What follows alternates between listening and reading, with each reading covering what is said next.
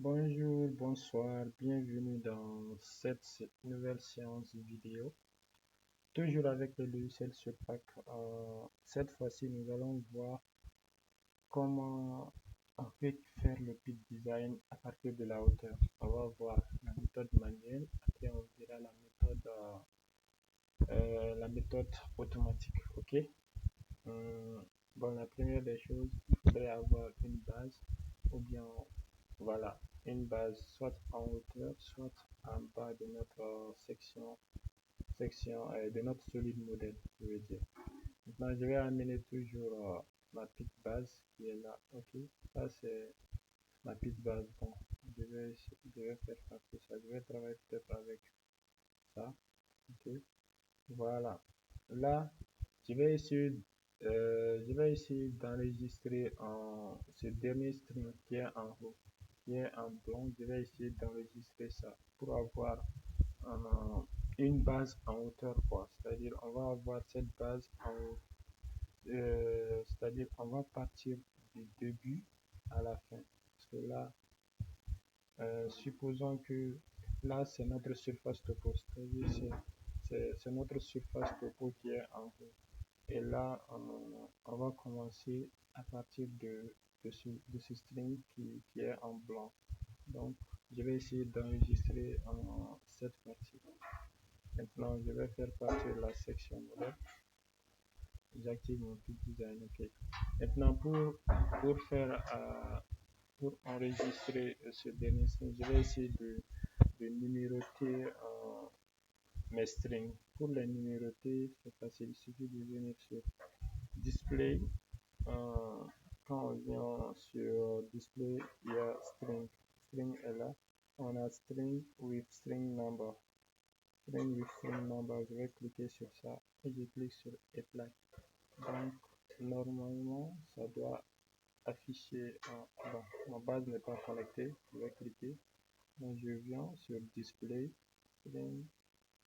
Display String with String Number. Là, je clique sur Apply. Et là, ça numérote directement les strings. Ok. Maintenant, on a là le numéro 30. Je vais enregistrer le numéro 30. Pour enregistrer, je viens sur Save. Maintenant, je vais lui donner un nom. Je vais dire pit base 30. Du 30 en hauteur. Après, je clique sur Apply. Après, je clique sur Apply. Quand je clique sur Apply, on me dit que c'est enregistré avec succès. Maintenant, je vais nettoyer mon graphique. Je vais amener petite base 30 sur mon écran. On dirait que ça. Je n'ai pas bien fait. Désolé. Maintenant, je vais enregistrer. C'est-à-dire, quand je vais enregistrer, je viens sur ça. On a petite base 30. Ok. J'avais oublié cette partie ici. Range. Maintenant, je vais prendre 30 comme range. Voilà. 30, c'est ce qui est en haut. Le string qui est en blanc. Donc, je vais mettre 30 ici. Après, je clique sur Apply. Donc, voilà. Après, j'efface et j'amène string 30 et il est là. Voilà. Excusez, voilà. Donc, ça, c'est la base à la hauteur. Donc, je vais amener ma section DTM qui est là. Je vais le mettre sous ZX. Vous voyez, donc, nous allons commencer du haut vers le bas. Du haut vers le bas. Ok. Bon, je vais essayer de cacher ma section. Voilà, je vais activer. Ça, c'est pour activer. Ça veut dire que je peux travailler sur ça maintenant. Donc, mon entrée, ça sera par ici. Ok. Mon entrée sera par ici. Maintenant, on va faire une rampe. Ok. Pour faire une rampe, on va lui insérer d'abord un angle 70 degrés. Ok. Après, je clique sur Apply. Maintenant, on va faire la rampe. Je clique sur ça. Je vais sélectionner le premier point de la rampe et le deuxième point. Maintenant, je vais lui donner un nom. Je peux mettre 1, par exemple. OK. Et là, je laisse par défaut. Et là, on a le type de la rampe qui est clockwise. Clockwise, c'est-à-dire ça tourne dans la même direction que les aiguilles d'une montre. C'est-à-dire Ça, c'est l'entrée. On va dire que c'est à partir de là qu'on va entrer dans la pit. Ok? Donc, c'est clockwise. C'est-à-dire ça tourne comme ça. Parce qu'on ne va pas sortir. On va entrer. Je vais laisser à clockwise. Ok? Je prends clockwise. Maintenant, rampe width. Ça, c'est la largeur de la rampe. C'est donné par défaut. Et là, on a 30 mètres. Ok? Maintenant, on laisse ça. Gradient method, ça, c'est la méthode. Maintenant, comme on quitte du haut vers le bas, donc on va prendre inside the edge, c'est à l'intérieur du puits. Et on va laisser les autres par défaut et on clique sur Apply. Quand je clique sur Apply, rien ne va passer. Je vais commencer par créer ma première rampe, mon premier gradient à partir de ça. Je clique et je clique sur le segment et je mets la distance, ça c'est la hauteur, c'est-à-dire 15 mètres et l'élévation 999, voilà, et Z direction. La direction des Z, c'est à l'intérieur, donc je prends down. Horizontal direction, ça va pas se pendre, mais ça va se contracter, c'est à l'intérieur. Donc je vais prendre contract et je prends apply. Et là, on a notre première rampe qui est là. Maintenant, je vais faire une berme de sécurité. Je clique ici. Voilà, c'est fixé. Je mets une largeur fixe par défaut 5. Bon, ça doit être contracté. Si c'est expand, on met contracté. Vous allez le mettre sur contracté. Après, je clique sur apply. Après, je vais revenir encore. Je vais créer un gradin et je clique sur apply. Donc, on a notre deuxième gradin qui est là. Maintenant, je vais faire une borne de sécurité. Une borne de sécurité et je clique sur apply. Après, je vais faire encore un gradin, je clique ici et je vais cliquer sur ce point, ok, et là je clique apply et là j'ai un autre gradin. Maintenant je vais faire une berme de sécurité, encore, je viens, clique ici et je clique sur apply, ok. Après je vais encore faire un gradin, je clique, je mets le gradin et je clique sur apply. Après, je vais faire une berme de sécurité à partir de ce point. Je clique sur ça et je clique ici et je clique sur Apply. Et là, on a notre berme de sécurité. Après, un autre gradin. Je vais cliquer ici et je clique sur Apply.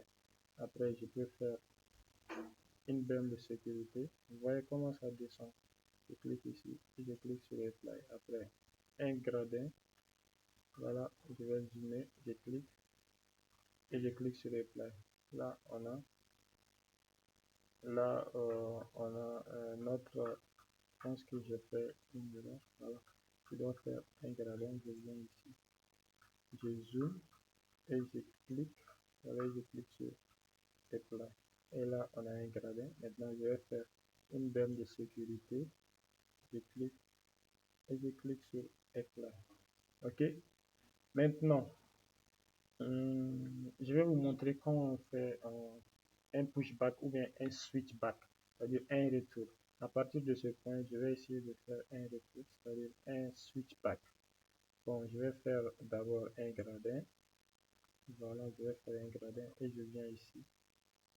Je clique et je clique sur Apply. Et là, on a notre gradin. Maintenant, ici, je vais essayer de faire un pushback ou bien un switchback, c'est-à-dire un retour. Ok, un demi-tour, je vais dire. Pour faire ceci, c'est au niveau de la berme de sécurité. Je clique sur la berme de sécurité, je viens sur le bout, je clique. Maintenant, on a Add Switchback. Je clique sur ça, ok. Et Switchback Inner Radius, ça c'est les rayons de notre switchback.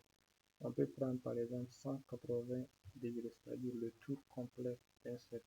On peut faire aussi avec 90 degrés. Et je prends 180 degrés, je clique sur Apply.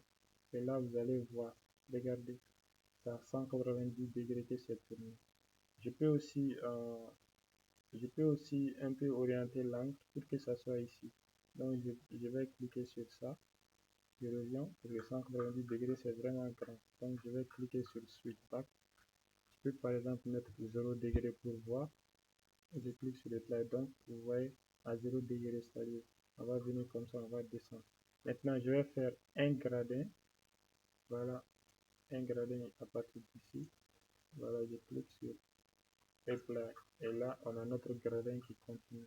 Je vais encore partir avec une borne de sécurité. Je clique ici et je clique sur apply. Maintenant, un autre gradin. Je clique ici et je clique sur apply.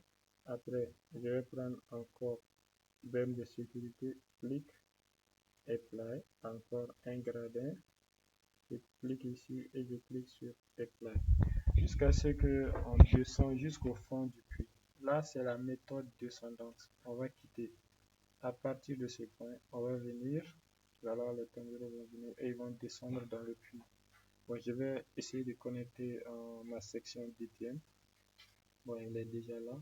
Là, je vais mettre une vue là-dessus et regarder ce que ça donne. Donc, on est en train de descendre. Ça, c'est la méthode descendante. OK? Maintenant, je vais essayer de lui mettre maintenant un corps. Voilà, on va essayer de faire un corps avec notre pit design. On vient sur surface, créer DTM from layer. On met la couleur 8, ok, qui est la couleur rouge. Je désactive toujours ça, je teste. Après, je clique sur le play. Et là, on a notre puits de fourrage qui s'affiche. Voilà. Et là, c'est notre puits. Et on peut afficher la surface topo en haut. Voilà. Et là, ça va. C'est notre puits de fourrage. Avec des switchbacks ou bien des pushbacks.